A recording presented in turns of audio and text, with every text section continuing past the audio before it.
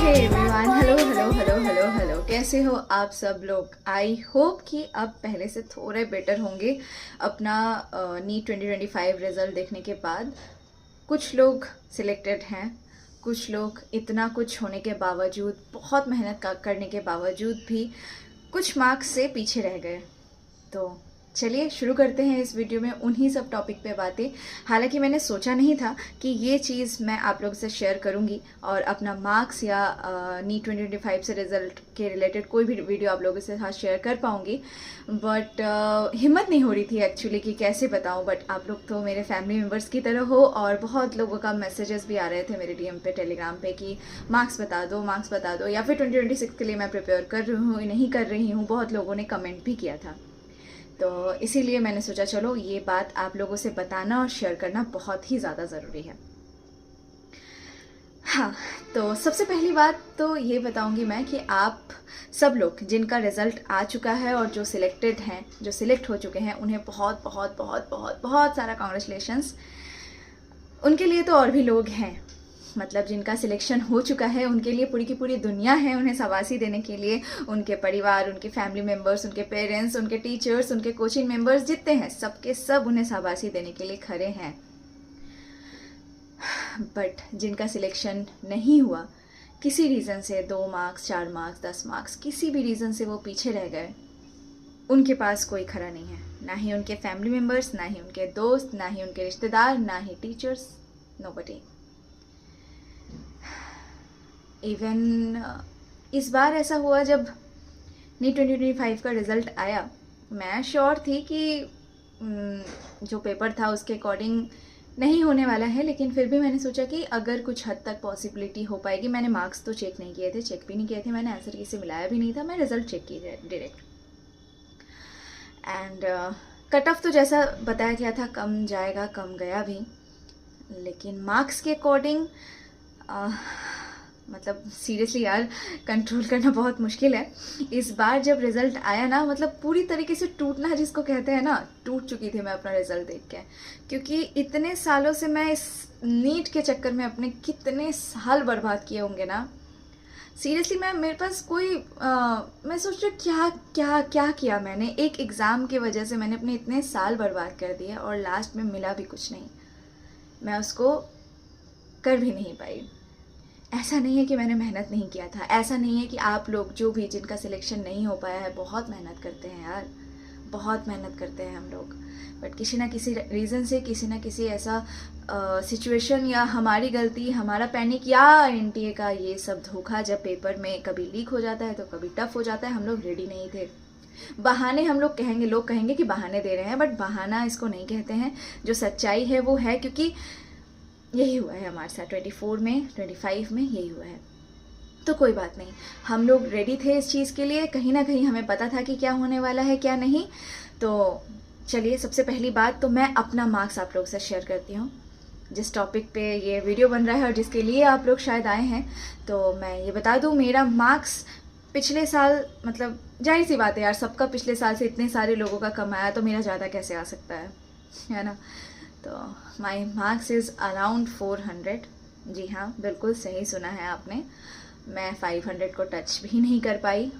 Even इतने सालों के मेहनत के बाद, मतलब जैसे है कि पहले का मार्क्स कम आता था वो अलग बात है। 2021 में जो भी मार्क्स कम आए थे मेरे, तो उस टाइम पे मैं प्रिपरेशन करती भी नहीं थी, मतलब उस लेवल का मुझे पता भी नहीं था कि नीट पढ़ना कैसे, बट पढ़ना कैसे नहीं। जब से मैं नीट प्रिपरेशन शुरू की, 2023 में भी सिर्फ 3 महीना पढ़ा था, इवन उससे भी कम मार्क्स आए हैं इस साल। No words I have. और मैं जब अपना रिजल्ट देखी ना, आई वॉज शॉक्ड कि मेरे फिजिक्स में, जिसका फिजिक्स का पेपर इतना टफ, सब कह रहे हैं कि फिजिक्स फिजिक्स फिजिक्स, मेरा भी फिजिक्स, इवन फिजिक्स का मेरा परसेंटाइल था 97 परसेंटाइल। आई वॉज शॉक्ड कि ऐसा कैसे पॉसिबल है। हो सकता है मैंने किया हो कुछ, मैंने नेगेटिव ज़्यादा नहीं किए थे फिजिक्स में, ये किया मैंने कि ज़्यादा नेगेटिव नहीं किया, जो मेरे से नहीं बने थे वो मैंने छोड़ दिया था। मेरे साथ लोचा हो गया केमिस्ट्री में, केमिस्ट्री में, ऑर्गेनिक में स्पेशली। इतने आइसोमर, इतने आइसोमर, इतने आइसोमर मैंने नेगेटिव कर दिया, बहुत सारा नेगेटिव कर दिया, जिसके वजह से मेरे केमिस्ट्री में नेगेटिव चले गए बहुत ज़्यादा। और मैं ये वीडियो आप लोगों के साथ अभी शेयर कर रही हूँ कि अब जो है यही है, I have to accept this. And जब रिज़ल्ट आया तो पापा से बात हुई मेरी, मम्मी से बात हुई मेरी, तो दे वॉज लाइक कि कहीं ना कहीं सपोर्टिव तो देखो पेरेंट्स होते हैं सपोर्टिव, कुछ पेरेंट्स होते हैं जो सपोर्ट करते हैं, बट कहीं ना कहीं उन्हें दुख होता है कि क्या कर रहे हो इतने सालों से। तो कहीं ना कहीं उनके मुंह से भी यही निकला कि इतने सालों से क्या कर रहे हो। इस साल भी जब इतना कम कट ऑफ गया, 490, 80, 50 तक कट ऑफ जा रहा है, 510 तक जा रहा है, तो 500 भी टच नहीं कर पाए। यही था उनका पहला क्वेश्चन कि 500 भी टच नहीं हो पाया। जहाँ पे मैं खुद ही अपने आप से इतना ज़्यादा परेशान हूँ कि क्या किया मैंने, वहाँ पे भी मुझसे दूसरे यही सवाल कर रहे हैं कि 500 कैसे टच नहीं हुआ। तो वो जो पेपर था उसमें 500 टच करना वाज नॉट अ जोक। जो पेपर दिए हैं उन्हें बहुत अच्छे से पता होगा। मेरे पास ऑप्शन अभी फ़िलहाल के लिए ये है कि या तो मैं इस मार्क्स में मुझे BHMS का अच्छा कॉलेज मिल जाएगा, क्योंकि अभी जिस कॉलेज में हूँ मेरे घर से थोड़ा दूर पड़ता है, थोड़ा नहीं अच्छा खासा दूर है, जहाँ पे मैं PG में रह रही हूँ या जो भी दिक्कतें हो रही हैं। घर के पास मिल सकता है, बट 1 साल बर्बाद करना फिर से दोबारा से सेम कोर्स के लिए 100 बार सोचना पड़ रहा है। दिमाग में बहुत टाइप के थिंकिंग्स आ रहे हैं। फिर मैंने सोचा कि सब कुछ हटाओ, अभी जिसमें है उसमें अपना 100% देते हैं, क्योंकि इस सीट के लिए भी इस बार बहुत लोग तरस रहे हैं, तरसेंगे, क्योंकि इस BHMS, BAMS या जो भी मिल रहा है ना, सबको ही परेशान है ले लेने के लिए, क्योंकि अब NTA पे किसी को भरोसा नहीं, कब कहाँ क्या कैसे हो जाए ना, किसी को कोई भरोसा नहीं है। तो मैं भी आप लोगों से यही कहूँगी कि अपना साल बर्बाद करने से अच्छा है कि कुछ ना कुछ कर लो यार। जिन्होंने 2, 3, 4 ड्रॉप ले लिया ना, stop it guys, seriously stop it. क्योंकि ये लूप अगर आप एक बार फंसते गए ना तो वो घुमाता जाएगा आपको। तो इसीलिए please think about your self और बैठ के अच्छा सा कोई डिसीजन ले लो। और मैक्सिमम मैंने कमेंट्स देखा है, बहुत लोगों का कमेंट देखा जिसमें मार्क्स आई थिंक अराउंड 200 से 300 के बीच में मैक्सिमम लोगों के आ रहे हैं। बहुत लोग इसी बीच में रह गए हैं और कहीं ना कहीं उन्हें ऐसा लग रहा है कि वो क्या मार्क्स लेके आए, वो बोलने लायक भी नहीं है। मैं भी बोलने लायक भी नहीं हूँ कि मैं क्या मार्क्स लेके आई हूँ। तो ठीक है यार, एक्सेप्ट करो इस चीज़ को, आपकी गलती नहीं है, आपने 100% दिया था अपना, आपने अपनी तरफ से पूरी कोशिश की थी।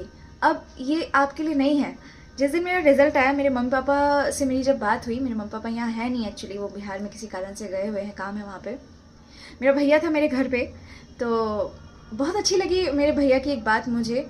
मैं जब गई भैया से बोलने के लिए, भैया ने पूछा मुझसे कैसा आया रिजल्ट एंड ऑल, तो मैं उससे जब गई बोलने के लिए, मेरा भैया का बात बहुत अच्छा लगा मुझे कि देख ऐसा तो नहीं है कि तूने अपना 100% नहीं दिया, तू इतने सालों से कोशिश कर रही है ना इस एग्ज़ाम के लिए, फिर भी तुझे वो चीज़ नहीं मिल रहा है, तो तू नेचर के इंडिकेशन को क्यों नहीं समझ पा रही है।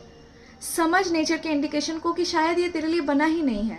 अगर तू आज भी मुझसे बोलेगी तो मैं आज भी तेरे सेमी गवर्नमेंट में एडमिशन कराने के लिए तैयार हूँ। कैसे होगा क्या होगा वो मैं देख लूँगा, लेकिन वो तू नेचर के खिलाफ जाके करेगी।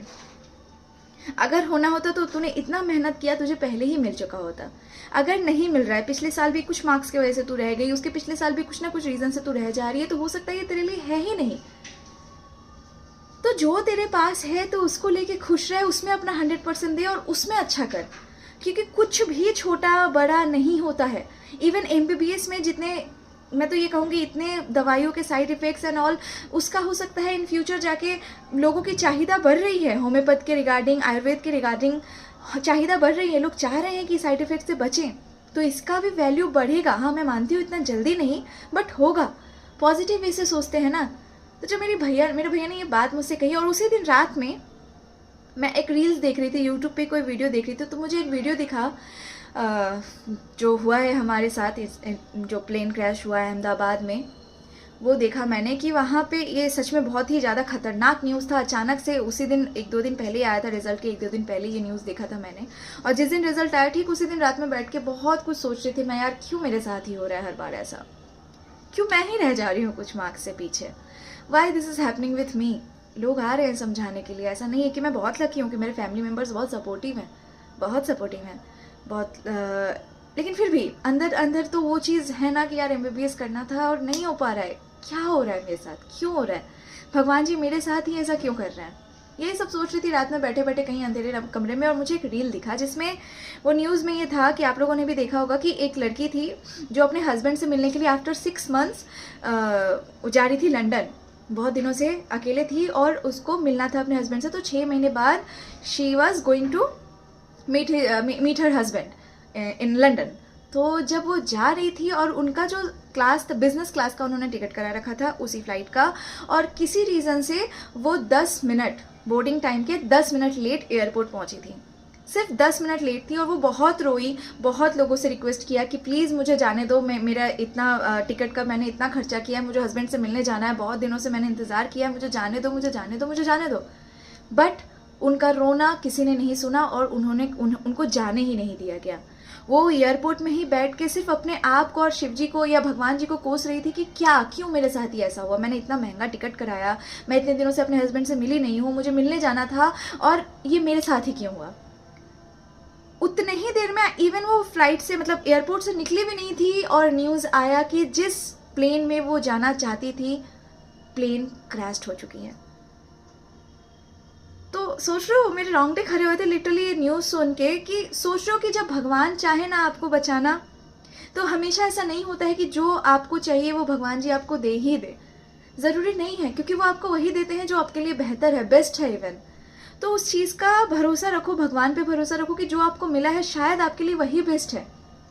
तो जब वो न्यूज़ आया था मुझे, और सोचो तो उनको कैसा लगा होगा कि भाई मेरी जान बच गई, जिनकी जान चली गई उनका भी किसी ना किसी रीज़न से पता नहीं। और सोचो जब वो प्लेन क्रैश हुआ और जिस हॉस्टल में, वहाँ पे कितने डॉक्टर्स थे जिन्होंने MBBS कर लिया, PG कर रहे हैं, बैठ के खाना खा रहे हैं। तो लाइफ इज़ अनप्रेडिक्टेबल, मैं बता रही हूँ, बहुत ज़्यादा अनप्रेडिक्टेबल है। कब कहाँ क्या हो जाए कोई भरोसा नहीं है। इसीलिए ये मत सोचो कि आपको क्या नहीं मिला, ये मत सोचो किससे दुश्मनी हो गई, कौन क्या कह रहा है, मत सोचो। कभी भी कुछ भी हो सकता है। जो आपको मिला है उसमें खुश रहो और उसके आगे के बारे में सोचो कि हम इसमें अपना बेस्ट कैसे दे सकते हैं। ये नहीं कि यार ये नहीं मिला तो मेरी लाइफ ही खत्म हो गई, ऐसा नहीं है। जिन्हें मिल चुका था MBBS, वो PG कर रहे थे, उन्हें पता था कि वो घर पे बैठे बैठे ऐसा कुछ हादसा उनके साथ हो जाएगा। तो कभी भी कुछ भी हो सकता है। Life is very very very unpredictable. इसीलिए खुद से प्यार करो, अपने आप से प्यार करो, और जो मिला है, जैसा है, नहीं मिला है, एक्सेप्ट करो इस चीज़ को और आगे बढ़ो। खुद को तकलीफ देने से पहले 100 बार सोचो कि आपके परिवार वाले, आपके फैमिली वाले सब आपका इंतज़ार कर रहे हैं। खुद के बारे में सोचो, प्यार करो खुद से प्यार करोगे, जो होगा आपके साथ भरोसा रखो यार ऊपर वाले पे, कुछ ना कुछ अच्छा ज़रूर लिखा है आपके साथ। और यही चीज़ मैंने एक्सेप्ट कर लिया अपने लाइफ में कि अब जो मुझे मिला है मैं इसको लेके आगे बढ़ूंगी और खुश रहूंगी इसको लेके। तो इस वीडियो के लिए इतना ही। आई होप आप लोग को ये मेरी बातें थोड़ी बहुत भी रिलीफ दे पाई होगी और कुछ थोड़ा बहुत भी मैंने आप लोग का हेल्प किया होगा। इन फ्यूचर देखो, मैं तो MBBS नहीं निकाल पाई, मुझे डॉक्टर बनना था और मुझे पता है मैं इस फील्ड में, मुझे MBBS नहीं करना था एक्चुअली, मुझे गायनेकोलॉजिस्ट बनना है। तो मैं इस लाइन में ही कुछ ना कुछ अच्छा निकालूंगी and this is my promise to myself कि मैं कुछ ना कुछ अच्छा करूँगी इसी फील्ड में। रही बात मेरे कॉलेज की इन्फॉर्मेशन की, व्लॉग्स की, तो वो सारी चीज़ें मैं आप लोग को बताऊंगी, इन्फॉर्म करूंगी कि कहाँ कॉलेज क्या है क्या नहीं। तब तक के लिए आप लोग अपने ऊपर भरोसा रखें, जो भी होने वाला है बहुत अच्छा होने वाला है। और मैं भी काउंसलिंग का वेट कर रही हूँ, अभी काउंसलिंग स्टार्ट होने देते हैं, कट ऑफ देखते हैं, उसके बाद फिर जो भी जैसा चेंजेस आते जाएंगे मैं बताती जाऊँगी आप लोगों को। उससे पहले आप लोग लाइफ के बारे में पूछ रहे थे, तो लाइफ फिर स्टार्ट होने वाला है कुछ दिनों में ही, और मैं अभी फ़िलहाल तो कॉलेज में हूँ, इधर भी PG में, तो ये सारी इन्फॉर्मेशन भी आप लोगों को दूंगी। और तब तक के लिए खुश रहो यार, मज़े में रहो, और बाकी सारी बातें आप लोगों का कैसा क्या रहा, रिजल्ट कैसा रहा, कैसा लग रहा है, कैसा फील कर रहे हो, वो सारी बातें शेयर कर सकते हो मुझसे। आई एम हियर एंड खुश हो यार, जो होगा बिल्कुल बिल्कुल बिल्कुल अच्छा होगा। मिलते हैं नेक्स्ट वीडियो में, तब तक के लिए खुश रहो, मज़े में रहो और देखते रहो हमारा प्यारा सा चैनल। सब्सक्राइब करके जाना, ढेर सारा लाइक करके जाना। चलो bye bye guys, bye bye bye bye, Tata.